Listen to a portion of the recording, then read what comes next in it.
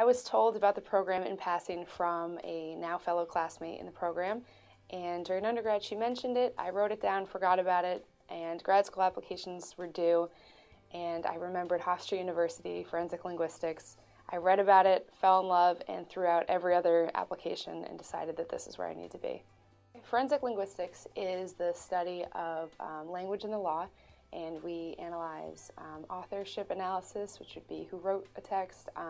We analyze recordings, which would be who's speaking, and we're not human lie detectors like a lot of people think. My favorite class was the applications course, and we had Jim Fitzgerald from the FBI come in, and we got to discuss real-life cases that he dealt with in the FBI. And it was interesting because we got to work on it as a class, and he didn't give us the outcome until after we worked on our answers. And we were right a couple of times, and it felt really good that we were really applying what we've learned correctly and accurately. We worked on the Unabomber case, the JonBenet Ramsey case, and a lot of other cases, DC sniper case, well-known cases that were not really seen behind the scenes in the linguistic parts. For some of the cases, we had actual documents, such as ransom notes in the JonBenet Ramsey case.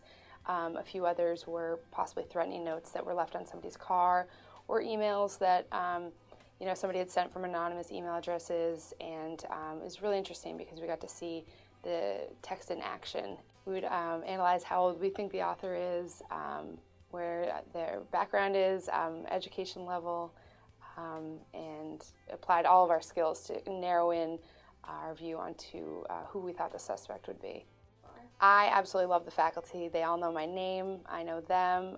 We often get together as a big group of the program in one of the buildings, and we talk about cases, internships, thesis topics, and what we do in class and where we want to go in the future.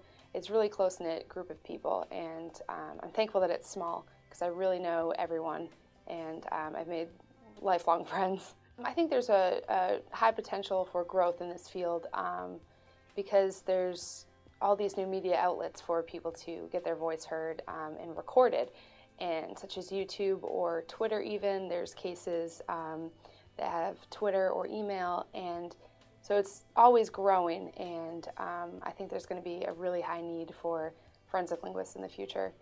There's just such a wide array of options. Of course, Dr. Leonard has his own firm where he does forensic linguistics. Other people are talking about being teachers. A fellow classmate is thinking about working in politics to do speeches, and we're all working at different angles. Personally, I'd like to do forensic linguistics with authorship attribution, analyzing texts to figure out who wrote them, to help solve cases such as ransom notes or threats. I would highly suggest somebody with a background in linguistics because we do rely heavily on theoretical patterns and stuff like phonology and phonetics, semantics. So background in linguistics, although it's not required, I would highly recommend that. And somebody that's driven, because it's a new program, we have to make our own future for it. So you have to think outside the box.